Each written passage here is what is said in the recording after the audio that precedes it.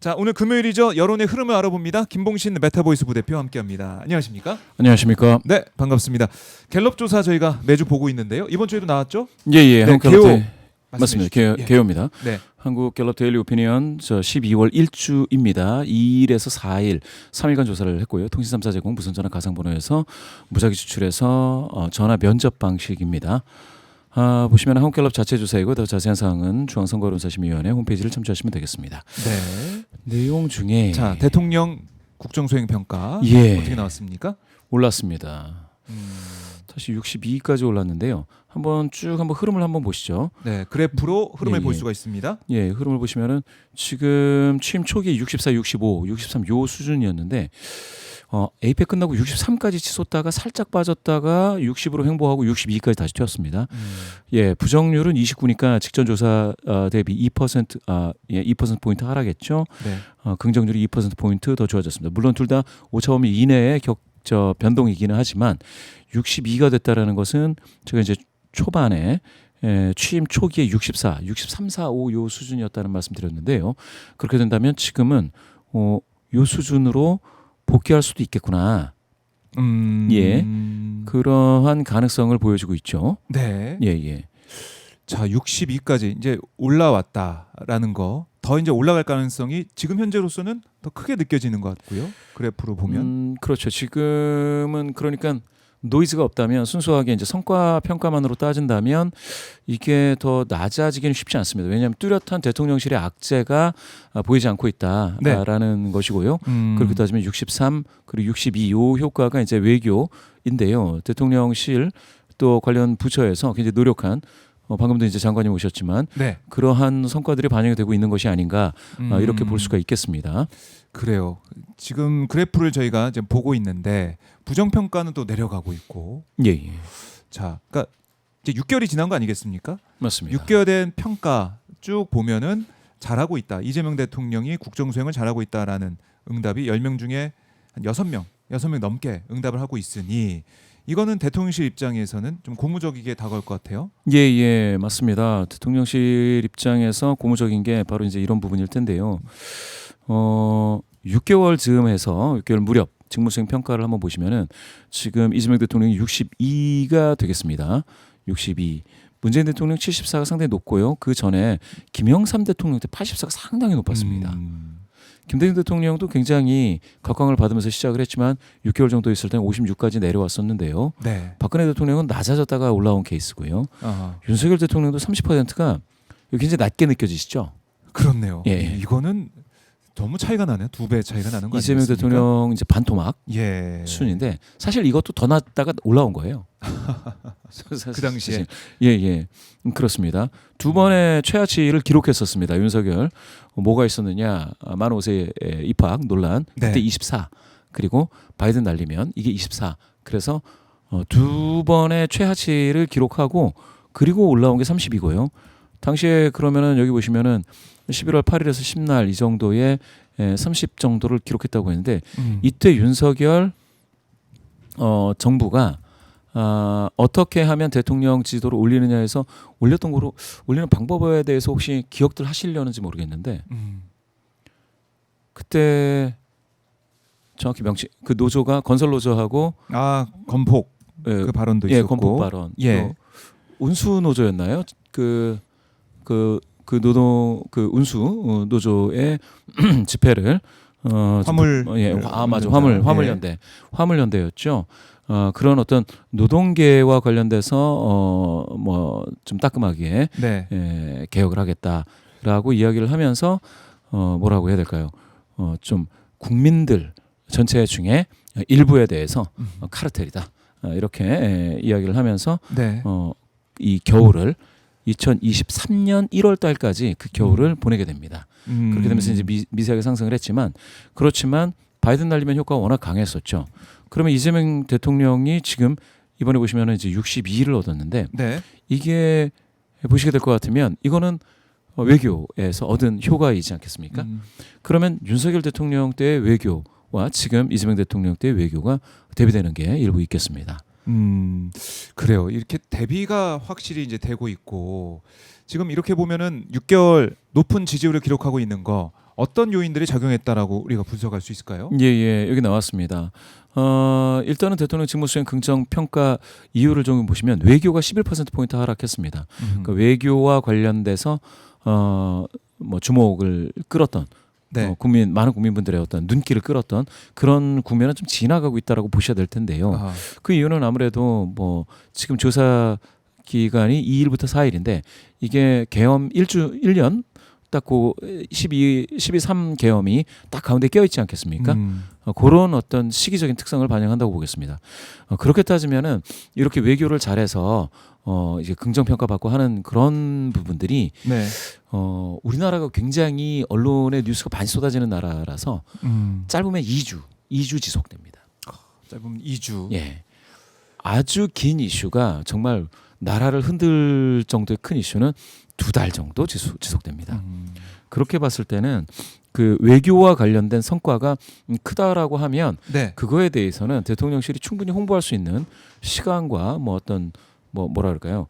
알릴 수 있는 장이 필요했는데 지금 같은 경우에는 외교와 관련해서 아주 좋은 그런 성과들은 이제 조금 눈길에서 벗어났다. 네. 그러면 이제는 무엇이냐? 전 정부 극복이 3%포인트 많아서 5%가 됐는데 이거는 뭐가 되겠습니까? 계엄을 극복한 그 내용들에 대해서 지금 언론이 기획 기사를 내고 있고 계속해서 이제 다큐멘터리 나오죠. 또 이제 책 쓰시는 분들이 있을 겁니다. 네. 이런 것들이 있을 때 전 정부를 극복하는 노력을 인정할 수 있다라고 했을 때는 요게 이제 또 올라오게 되죠.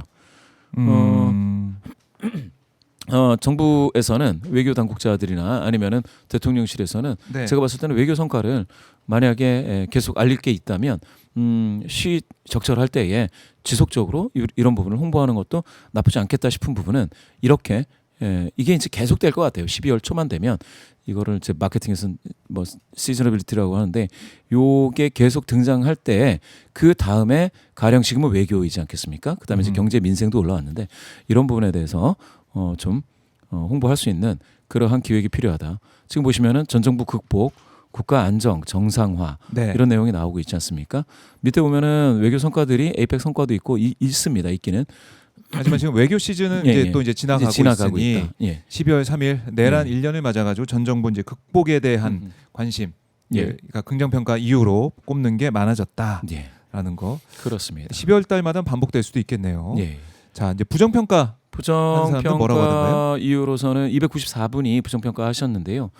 부정률은 살짝 빠졌다고 말씀드렸습니다. 5차 범위 이내에서 2%포인트 빠졌다. 네. 경제 민생이 4%포인트 많아서 18이 됐습니다. 그리고 친중 정책, 중국인 무비자 입국 요게 이제 5%포인트 다시 높아져서 7이 됐는데 이게 거의 막 2위까지 올라갔었던 내용이 있었죠. 그런데 정치 보복은 이게 3%포인트 많아서 이제 6이 됐다라고 나오고 네. 도덕성 문제 뭐 이런 것들은 꾸준히 제기가 되고 있는데요. 보시면은 외교는 여전히 5%. 지난주 5였죠. 지금 또 5입니다. 그러니까 외교 가지고 뭐 책 잡을 게 없는 거죠. 탓할 게 없다. 이거는 이제 그대로 되는 거고요.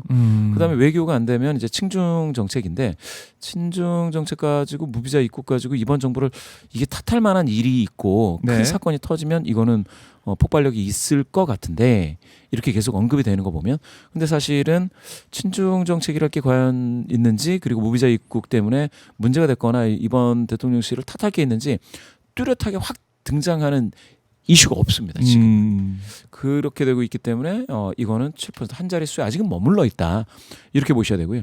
그렇게 따진다면 경제 민생은 무엇이냐? 경제 민생이 여기 지금 18% 294명 중에서 네. 근데 여기 경제 민생이 625명 중에서 14% 언급이 되어 있습니다.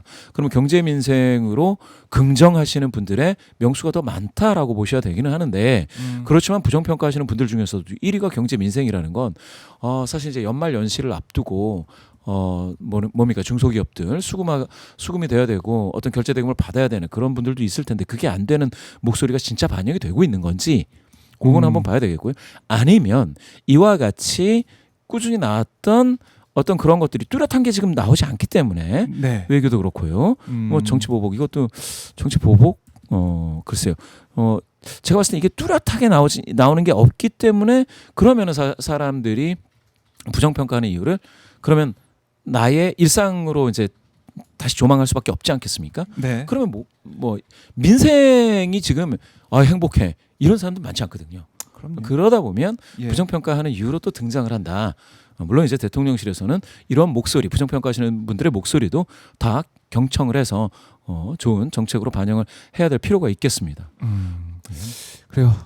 이게 뭐 차이가 많이 납니다. 이재명 예. 대통령의 국정수행 평가, 긍정 평가 6개월을 지나서도 보더라도 10명 중에 6명 이상이 잘하고 있다라고 평가를 하고 있다는 거 우리가 눈여겨 봐야 될 것 같고요. 정당 지지도는 어떻게 지금 나오고 있습니까? 예. 정당 지도를 한번 보시면 이것도 참 묘합니다.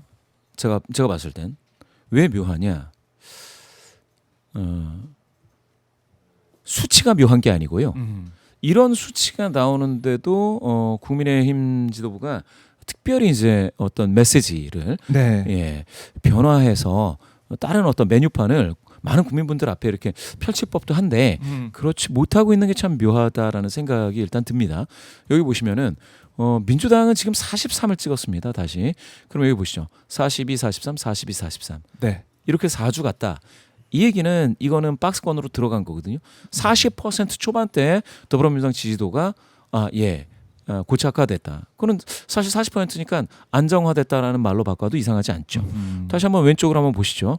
이거는 이번 정부 대통령을 배출한 여당으로서 46, 43 이렇게 얻었죠. 네. 지금 42, 43, 42, 43 얻었습니다. 6개월이죠.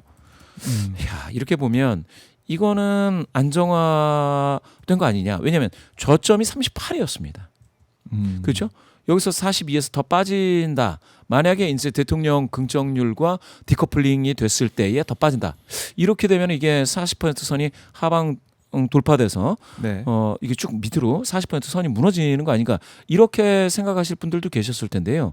여러 가지 어떤 지금은 국회에서 굉장히 논란도 있고 있지 않겠습니까? 이 야당의 공격도 있고요. 그런데 지금 보시면은 43을 유지하고 있다. 이거는 뭔가 야당에서는 새로운 무엇인가 방향 설정을 하지 않으면 안 되는 상황. 여당은 지금 대통령 긍정률과 커플링되고 있다라고 한다면 네. 대통령 어떤 국정에 더 어떤 뒷받침이 되는 그런 의정 활동을 하는 게 맞는 건가 하는 그런 고민. 그런 고민은 즐거운 고민일 수도 있겠어요. 제가 봤을 땐 여당으로서는. 여당으로서는 이게 안정화되고 있고 특히 이제 예. 이재명 대통령 지지율도 그렇고 민주당 지지율도 이렇게 어떻게 보면 높은 수준을 유지하고 있다라는 예. 거. 이걸 보면은 여당 지지층에서는 뭐 이대로만 가라라는 생각을 할 수가 있고 반면에 국민의힘 지지층에서는 이거 왜 이렇게 안 오르지? 그리고 또 하나 이렇게 생각할 것 같아요. 다른 조사에서는 ARS 조사에서는 우리가 민주당과 비슷한데 이거 여론조사가 잘못된 거 아니야? 이런 현실 부정 생각도 할 것 같고 어떻게 봐야 됩니까? 이런 현실 부정이 나오게 된다고 하면 어떤 게 좀 도움이 된다. 어떤 게 맞다. 이렇게 볼 수 있어요? 1차적으로는 ARS보다는 전화 면접이 우선시 되는 것은 맞습니다. 그렇다고 해서 ARS 조사가 전혀 무용지물이다 이렇게 말씀드리는 것은 아닙니다만 네. 왜 그러냐면 그 응답률로 봤을 때 더 많은 국민을 포괄할 수 있다라는 장점 때문이거든요. ARS 조사는 이제 10% 넘지 못하죠. 뭐 어쩔 때는 1, 2%도 있고 잘 나오면 3, 4% 아주 잘 나와서 5, 6 이 정도인데요.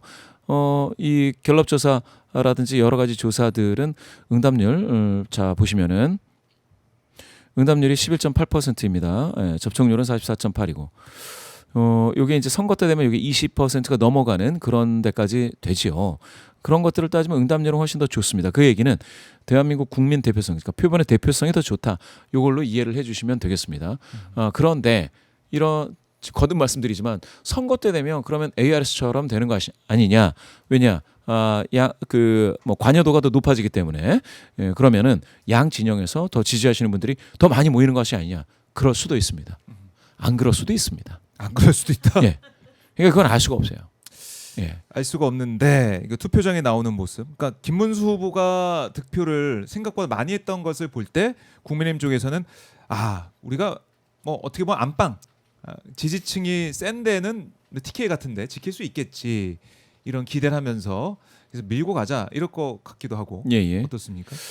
그렇습니다. 그것도 이제 하나의 의견으로서 맞기는 맞는데요.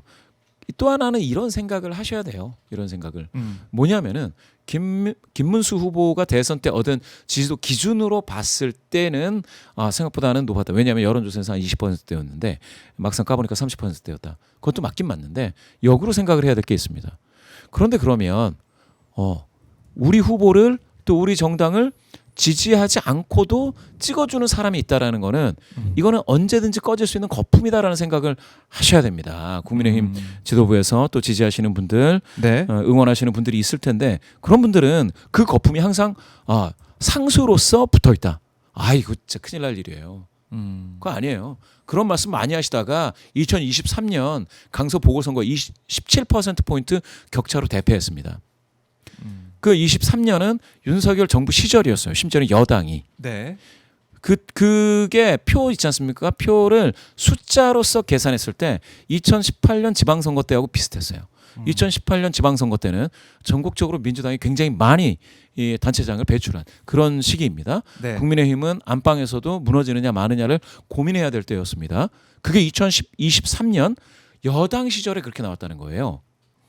여당 시절에. 그 얘기는 뭐냐? 당시에도 그 얘기가 똑같이 나왔어요. 아니 ARS 조사에선 좋으니까 이게 더 붙을 거다. 천만의 말씀. 그게 잘 안 됩니다. 대선 같은 경우에는 그런 게 저 후보가 내가 좀 싫으니까 저 당이 싫으니까 2위 하는데 마음에 안 들지만 내가 찍을래. 이런 차선 선택 경향, 차악 선택 경향이 있을 수 있지만 지방선거에서는 또 그렇지가 않아요. 그래요. 성격이 다르다. 지방선거에서는 후보들이 너무 많아서 내가 찍는 후보들이 중앙당이라든지 아니면 여기에 대한 그 후광 효과나 어떤 코테일 이펙트라고 하는데요. 그런 것들과 좀 떠나서 선택할 수가 있습니다. 그 얘기는 더 안 좋아질 수 있다라는 가정하에 시작을 해야 돼요. 자, 여기에서 제가 그러면 이거는 정말 제가 뭐 국민의힘을 컨설팅 하려고 여기서 설명을 하는 것은 아니지만 요거 한번 보시죠. 깜짝 놀랄 게 하나 있습니다. 이거 하나 보시면 어디 갔냐? 이거. 예. 장래 정치 지도자 선호도. 예. 여기 보시면 자, 지난달에 조국 다음이 장동혁이었어요. 지난달에. 예. 그리고 김민석이나 정청래 여기 보시면은 김동연 있고 우원식 박찬대가 등장했는데 박찬대는 최초로 등장했고 우원식 의장 이분은 오랜만에 등장했습니다. 네. 여튼 순서는 이렇다고 보고 자, 장동혁 이분이 제가 7%에서 4로 빠졌습니다. 이걸 생각을 해야 돼요. 빠졌네요. 빠졌어요. 예. 그런데 3에서 7로 올라간 사람 누굽니까? 김민석이에요. 8을 유지하는 건 조국. 만약에 그렇다면 지금 만약에 그런 의견 ARS처럼 지방선거 때 잘 될 것이다. 그게 맞다면 이런 지표에서는 장동혁 대표가 여기서 두 자릿수는 못 되더라도 지키거나 네. 7을 지키거나 해야 될 거라고 생각합니다. 그래서 지금은 알 수 없어요.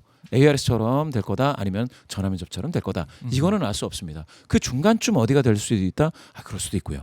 그거는 더 보셔야 되지만 누군가가 만약에 특히 이제 그 야당인 국민의힘 관계자분께서 그렇게 될 거기 때문에 지금처럼 쭉 가면 돼라고 하는 거는 제가 봤을 때는 그거는 조금 달리 생각해 보실 필요도 있겠다라는 의견 말씀드리고요. 네. 요거는 조금 더 보셔야 됩니다. 조국 8, 김민석 8 나왔습니다. 7.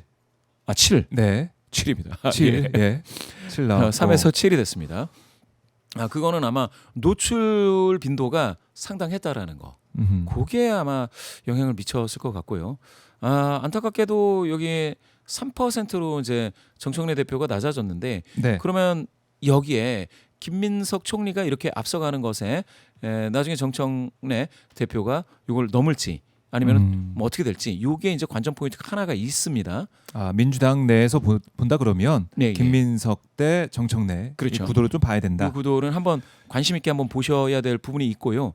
그다음은 이게 한동훈이었죠. 한동훈 전 대표 4%인데 이분은 이제 한 자릿수로 이제 낮아진 상태에서 더 이제 좋아지지 않고 있고요. 장동혁 그 현 대표는 한번 보셔야 될 것 같아요. 7에서 4로 낮아졌지만 만약에 어떤 획기적인 변화가 있어가지고 이게 정당 지도와 자기 그 이 장래 정치 지도자 선호도를 확 올릴 수 있는 뭔가가 있다면 이게 관전 포인트가 될 텐데 지금은 정당 지도가 24로 계속 가고 있던 그 느낌을 보면 과연 그게 어떻게 될지 한번 보셔야 될 것 같아요. 그러니까 이제 장동혁 대표 같은 경우는 이 장내 정치 지도자 이제 이름이 나오고 그러다 보니까 약간 뭔가 이제 힘을 받는, 그러니까 고무된 그런 면이 있었던 것 같은데 지금 12월 1주차 이 조사 아니겠습니까? 예. 그러니까 12월 3일 취임 100일을 맞아서 장동혁 대표가 기자 간담회나 이런 걸 통해서 사과를 하느냐 마느냐 여기에 많은 국민들의 관심이 모아졌었는데 결국 사과 메시지는 안 나온 셈이죠. 그렇죠. 그러니까 여기에 대한 실망감이 또 반영된 게 아닌가라 싶기도 해요. 예, 특히 맞습니다. 중도층이나 뭐 진보 진영에서는 예. 장동혁 안 되겠네라는 생각을 한 게 아닌가. 그렇죠. 최근에 뭐 중도는 없다 이런 얘기가 야권에서 나온다는 얘기가 있던데요. 네. 중도가 많습니다. 음. 중도 성향이신 분들이 많습니다. 음. 그런데 중간적인 결정을 하시지는 않아요. 이분들이. 네. 뭐 진보적인 결정, 그러니까 민주당이 또 뭐 안을 내고 여러 뭐 정당들하고 같이 얘기를 하면 그 결정 내지는 국민의힘이 안을 내서 보수적인 정당들하고 또 같이 하면 요 양쪽 결정 중에 중도 성향이신 분들이 결정을 한다라는 것이, 그러니까 중간적인 선택지가 그렇게 등장한 경우가 없었다 이런 얘기지 중도가 없다고 얘기할 수 없습니다. 그래요. 그러니까 이 중도라는 거, 그러니까 지금은 뭐 한쪽에 목소리를 내면서 강하게 그런 입장을 보이지 않지만은 나중에 투표할 때 되면은 어디론가 가서 투표한다는 거 아닙니까? 그렇죠. 투표 안 하는 게 아니라 예. 그때 결정하게 될 텐데 그런 면에서 볼 때는 장동혁 대표의 행보 자체가 뭔가 중도층에 소구할 수 있는 그런 행보는 아니지 않느냐. 맞습니다. 그 지지율이 이 장내 지도자 평가 이게 좀 낮아진 걸 보니까 그렇게 볼 수 있겠네요. 중도만으로 따지면 김민석 총리가 9%로 숫자 자체가 뭐 의미는 크게 두기 어려울 정도로 이제 미세한 격차이지만 네. 9%로 좀 좋은 편이고요. 여기 보시면은 장동혁 3위입니다. 이런 것도 한번 보실 필요가 있겠습니다. 중도라고 밝힌 응답자에 봤더니 예. 장동혁 대표는 3이다. 예.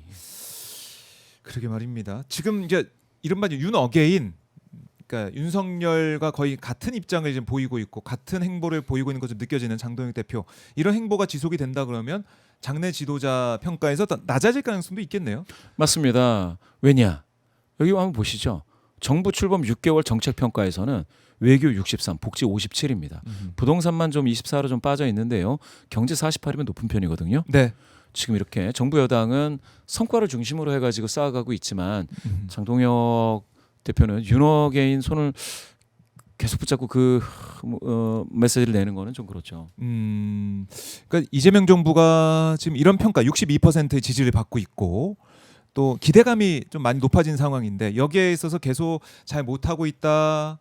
뭐 중국 얘기도 하면서 혐오를 조장하면서 이렇게 간다 그러면 지방선거 이제 6개월 남았습니다. 딱 결과가 좀 눈에 보이는 느낌도 좀 들고 예. 어떻게 봐야 됩니까? 아직 뭐 많이 남긴 했지만 지금 스탠스를 유지한다 그러면 국민의힘 입장에서는 어게인 2018 그럴 가능성이 있는 거 아닙니까? 2022가 아니라 2018. 그러니까 국민의힘이 참패했던 그렇죠. 지방선거로 결과가 또 나오는 게 아니냐 이런 우려가 나올 것 같아요. 2018년은 이제 싱가포르 북미 회담이 있었고요. 그렇게 따지면은 만약에 내년 상반기에 지금 여기 보시면은 외교 63이에요. 63. 63. 아이고 복지 57이죠. 네. 경제 48입니다. 경제 어렵다고 하는데 잘하고 있다가 48이에요. 아하. 아니 어려운데 어려운데 잘하고 있다가 48. 48 거의 50. 이거 보시면은 만약에 상반기에 AI 관련된 거라든지 아니면은 뭐라도 하나 큰 성과가 확 터지면 방금 말씀하신 것처럼 2018년 가능성이 없지 않아 있습니다.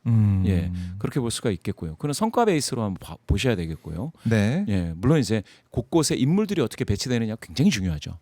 그거는 한번 점검을 해봐야 되는데 제가 봤을 때는 이 성과만으로 유지가 된다면 이거는 좀 보셔야 될 거예요. 부동산이 아마 서울 민심에는 좀 영향이 있을 수가 있는데 네. 나머지는 외교가 국격 이슈를 높여주면 그러면은 부동산을 덮을 수도 있어요. 이번에 에이펙이 부동산을 덮은 것처럼 그런 거는 보셔야 돼요.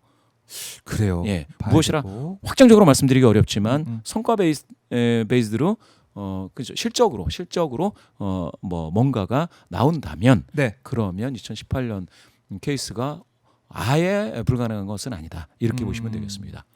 그러니까 공교롭게도 내년에 이제 트럼프 미국 대통령이 중국으로 가서 시진핑 주석을 만난 만날 예정이 돼 있어요. 예. 그러다 보면은 또 북미 간의 어떤 대화가 있지 않을까라는 예측도 일각에서는 하고 있는 것 같고, 그러다 보면 그때 싱가포르 정상회담, 그러니까 그 당시에 북미 간의 대화를 통해서 남북 관계가 좀 풀려갔던, 예, 예. 그리고 뭐 평창 동계올림픽을 통해 가지고 풀려갔던 이런 모습이 또 반복되는 게 아니냐. 그렇죠. 아, 이게 9월 달에 비해서도 외교는 47에서 63으로 오히려 올라가고 아주 있다. 급상승했습니다. 음흠. 급상승했어요.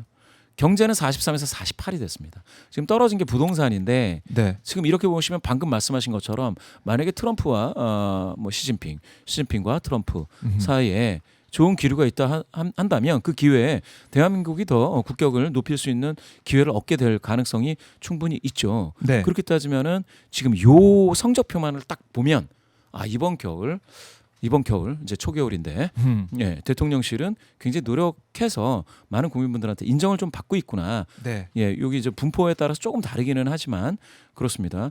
중도에서 64입니다, 외교가. 이렇게 된다면 글쎄요. 진짜 야당은 분발해야 될 것 같아요. 지금 이제 12.3 계엄으로도 그 언론들이 다들 그 당시를 지금 다시 한번 보여줬고요. 복귀를 계속 하고 있죠. 그렇죠. 예. 이 과정이 쭉 가게 되면 이 파고를 그렇네요. 예. 줄줄이네요 지금. 이 지지도 가지고 24%라는 정당 지지도, 당 대표는 4%인 장례정 지지도 선호도 이거를 넘기는 지금은 어렵다. 지금은 어려워 보인다. 예. 뭔가 크게 변한다면 어떻게 될지 모르죠. 그러면 더 좋아지겠죠. 그런데 지금은 지금 굉장히 어려운 상황인 것은 맞습니다. 지금 숫자는 어렵다. 그리고 오늘 저희가 뭐 앞서서도 얘기를 했지만은 이 서울의 이 폭설 대란 제대로 대응하지 못하는 서울시정의 이런 모습들, 그러니까 수도권 판세도 요동칠 수 있는 그런 이벤트들이 한강버스도 우리가 얘기를 했지만은 종묘 고층 개발 포함해 가지고 서울시정만 한정해서 본다 그러면은 지방선거 앞두고 서울시정에 대한 피로감, 비판적인 여론은 또 계속될 것 같기도 하고 굉장히 안타까운. 여러분들 국민의 입장에서 좀 수세적인 분위기가 되겠네요. 그렇죠. 왜냐하면 오세훈 요거를 보시면은 네. 오세훈 시장이 이게 10%가 나왔었지 않습니까? 1위예요 이게. 지금 1위입니까? 아니 그때 그 당시에 1위. 네, 그 당시에 굉장히 높은 그 장례정 지지도 선호도를 얻었을 때가 2022년 6월입니다. 그러니까 윤석열 당선 직후죠. 그때는 차기 주자로 또 각광을 받았다는 느낌이 드네요. 받았었죠. 그런데 요 사이에 4가 되는 요게 무슨 일이 있었냐면 이게 비가 많이 와서 강남 반지하 사시는 분들이 안타깝게 네. 희생되신 그 상황에서 이게 그렇게 된 거예요. 그리고 나서 두 자릿수를 회복했는지를 한번 보시죠. 1, 2, 3 많으면 4, 5 나오고 지금 2예요.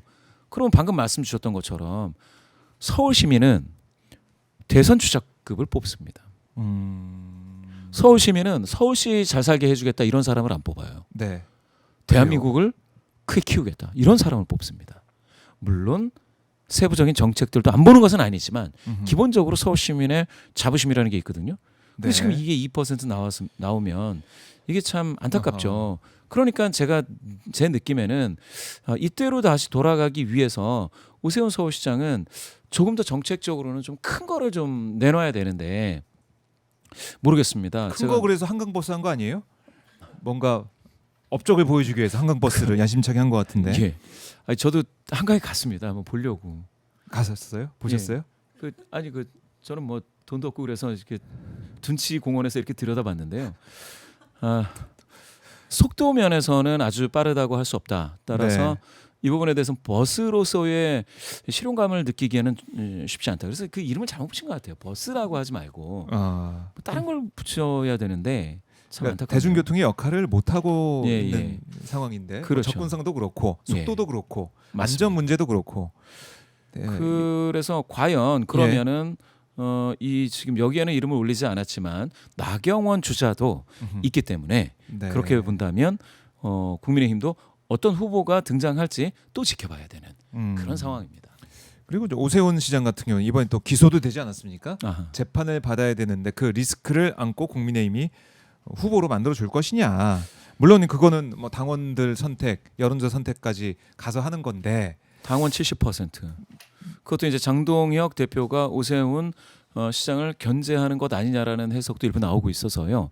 그렇게 되면 나경원 의원이 출마하게 되면 가령 전현희 의원 같은 경우 최초의 서울 여성 시장을 두고 가령 대결을 한다라고 네. 하면 이것도 관전 포인트가 될 수가 있고요. 아, 그래서 이게 지금까지는 아유 오세훈 시장이 당연히 나가는 거 아니냐 이렇게 됐다가 아니 국민의힘에서부터 시작된 그 뭐라고 해야 될까요? 이 후보 교체 요게 또 어떻게 될지를 봐야 되는 상황이 돼 버렸어요. 아, 그게 또 민주당 후보군에 그렇죠. 영향을 줄 수 있다. 그럼요. 민주당 후보군들한테 영향이 있죠. 아하. 그러면 이제는 가상 대결을 나경원 의원을 놓고 해봐야 되는 거 아니냐? 예. 뭐 이런 정도 그런 영향도 있습니다. 그렇군요. 이 지방선거 시즌이 지금 다가오고 있기 때문에 저희가 매주 계속해서 관련된 지표나 아니면 상황들을 정리를 하고 있습니다. 정리를 하고 있고, 자 이제 국민의힘 아까 보니까 뭐 김민수 최고위원 같은 경우는 소장파를 향해서 당내 소장파를 향해서 분당 7 자신만 있으면 입 다물어야 이렇게 얘기하면서 그러니까 이 지적하고 사과하는 그런 목소리 자체를 용납하지 않는 듯한 그런 느낌이 드는데 이걸 국민들이 여론조사를 통해서 이렇게 지표로서 판단하고 있다. 이것도 정리해 볼 수가 있겠습니다. 자, 오늘도 김봉신 메타보이스 부대표와 함께 여론의 흐름을 알아봤습니다. 오늘 말씀 잘 들었고요.